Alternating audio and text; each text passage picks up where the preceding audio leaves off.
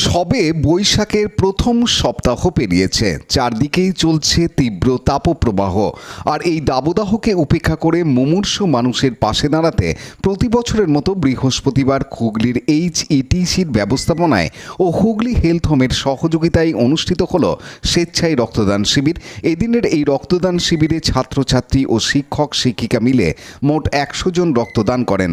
ভয় কাটিয়ে শিবিরে প্রথমবার রক্ত দিলেন কলেজের ছাত্রী সুপ্রিয়া ঘোষ। তিনি জানান, হ্যাঁ, এই যে রক্ত সংকট, এখন গ্রীষ্মকাল, এই সময় তোমাদের কলেজ থেকে একটা রক্তদান শিবির হচ্ছে, তাতে অংশগ্রহণ করেছো, কেমন লাগছে?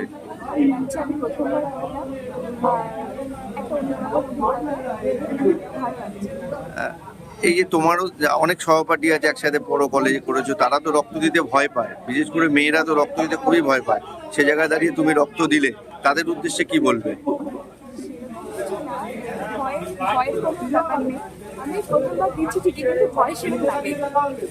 কিন্তু অনেক সহপাঠী, তোমার বন্ধু বান্ধবীরা অনেকে পিছিয়ে থাকে, রক্ত দিতে চায় না, তাদেরকে কি বলবে?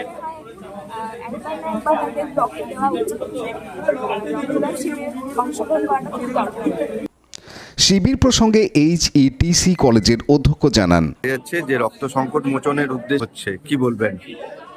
আমরা প্রতি বছর এই গ্রীষ্মের সময় আপনারা জানেন যে সবচেয়ে বেশি রক্ত সংকট দেখা যায়। আর রক্ত তো কৃত্রিমভাবে তৈরি হয় না, রক্ত দেওয়ার মধ্যে দেওয়া যায়। আমরা প্রতি বছর এই কর্মসূচিটা করি, অনুষ্ঠানটা করি। কলেজের ছাত্রছাত্রীরাই এগিয়ে আসে, ছাত্রছাত্রী, শিক্ষক, অশিক্ষক, কর্মচারী সবাই মিলে। এটা আমরা এই গরমকালটাকেই বেছে নিয়েছি, কারণ এই সময় রক্তের চাহিদা থাকে। এবারও আমরা সেটা করছি এবং সেই কর্মসূচি আপনি দেখছেন ছাত্ররাই মূলত, তার সঙ্গে আমাদের ফ্যাকাল্টি, স্টাফ, অ্যাডমিনিস্ট্রেটিভ স্টাফ সবাই মিলে আমরা সঙ্গে স্টুডেন্ট হেলথও আমাদের সঙ্গে আছে, তাদেরই সহযোগিতায় আমরা এই কর্মসূচি। কতজন রক্তদাতা আছে রক্ত দেবে? আমরা এক্সপেক্ট করছি 60 থেকে 70 জন দেবে, আরো একটু বাড়ানোর চেষ্টা করছি। এই মুহূর্তে কতজন রক্ত দিয়েছেন? এই মুহূর্তে প্রায় 55 জন হয়ে গেছে। দেখা যাচ্ছে যে রক্ত যারা দান করছে তারা ম্যাক্সিমামই প্রথমবার রক্তদান করছে, তাদেরকে কিভাবে অনুপ্রেরণা যোগালেন?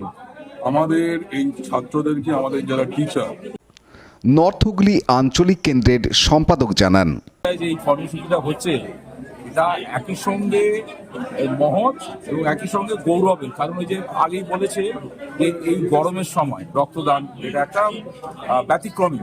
সারা বছর আমরা দেখি, বিশেষ করে শীতকালে অনেক ক্লাব, গণসংগঠন এই রক্তদান শুরু করে থাকে, কিন্তু গ্রীষ্মকালে রক্তের যে সংকট, সেই সংকট মোকাবিলায় ইঞ্জিনিয়ারিং কলেজের ছাত্রদের এই যে উদ্যোগ, এটা অত্যন্ত প্রশংসনীয় উদ্যোগ।